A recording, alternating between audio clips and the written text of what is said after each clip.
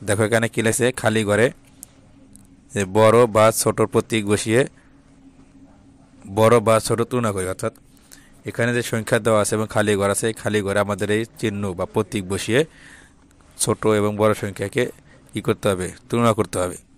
তোমরা কীভাবে তুলনা করবো দেখো, 1 নম্বরে কি আছে দেখো, প্রথমে আছে 975, এখানে আছে 957, মাঝখানে কি খালি ঘর।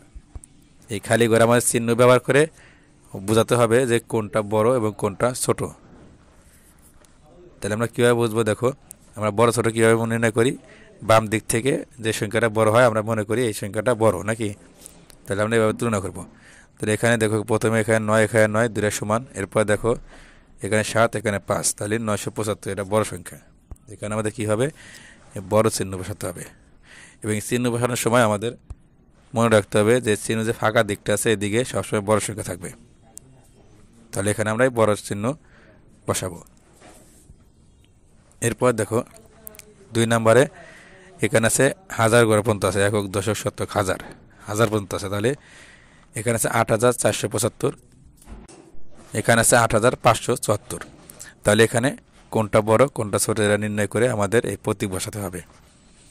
তাহলে দেখো হাজারের ঘরে এখানে 8 আছে, এখানে 8 সমান। এরপর শতক ঘরে এখানে 4, এখানে 5, তাহলে 5 বড়, তাহলে 4 ছোট। তাহলে এখানে যেহেতু 4 ছোট, এর দিকে থাকবে কি, এখানে আমাদের ছোট চিহ্ন বসাতে হবে। আর এখানে 5 বড় আছে, অর্থাৎ 8574 বড় আছে। এখানে এই যে ফাঁকা যে দিক আছে এদিক সবসময় কী বসবে, বড় সংখ্যা বসবে। আমরা কি বলেছিলাম যে ফাঁকা যে দিক আছে এদিক সবসময় বড় সংখ্যা বসবে।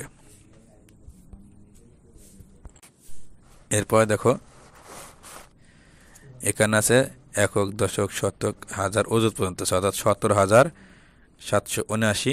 এর পাশে আছে 17,879। তাহলে এখানে কোনটা বড় কোনটা ছোট কীভাবে নির্ণয় করবো দেখো, এখানে অযুত ঘরে আছে এখানেও 1, এখানেও 1, হাজার স্থানে আছে এখানে 7, এখানে 7 সমান।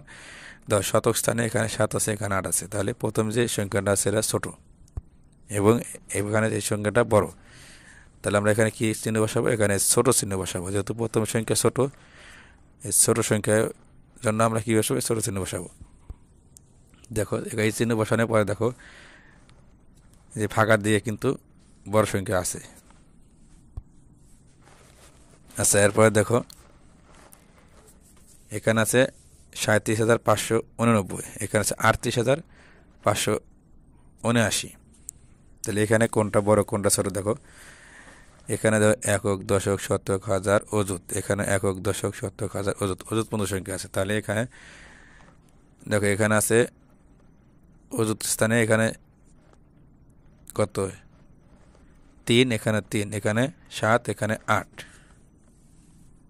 তাহলে এখানে আমরা কোন চিহ্ন বসাবো, আমরা বলেছিলাম যে যেদিকে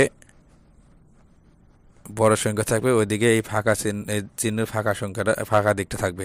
তাহলে এখানে কোন চিহ্ন বসবে, যেখানে এই চিহ্নটা এখানে বসে আমরা এই চিহ্নটা এখানে বসিয়ে দিব। এরপর দেখো এখানে বলছে দেখো একক দশক শতক হাজার, এখানে হাজার পর্যন্ত সংখ্যা আছে। তাহলে এখানে আছে 8,579, এখানে আছে 8,578। তাহলে এখানে কোনটা বড় কোনটা ছোট, এখানে প্রথমে দেখো না, এটা হচ্ছে 8,579, এটা হচ্ছে বড়, এখানে 8,578 ছোট। তো এখানে কিন্তু হাজার শতক দশক স্থানের সংখ্যা সমান।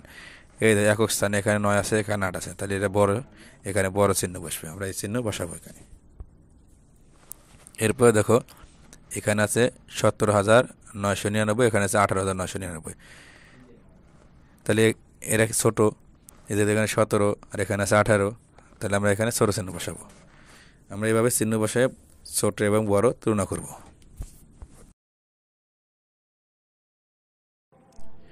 প্রিয় ভিউয়ার্স, তৃতীয় শ্রেণীর অঙ্ক বিষয়ে ধারাবাহিক ভিডিও পেতে আমাদের চ্যানেলটিকে সাবস্ক্রাইব করে রাখুন এবং আপনার মূল্যবান মতামত কমেন্টের মাধ্যমে জানিয়ে দিন।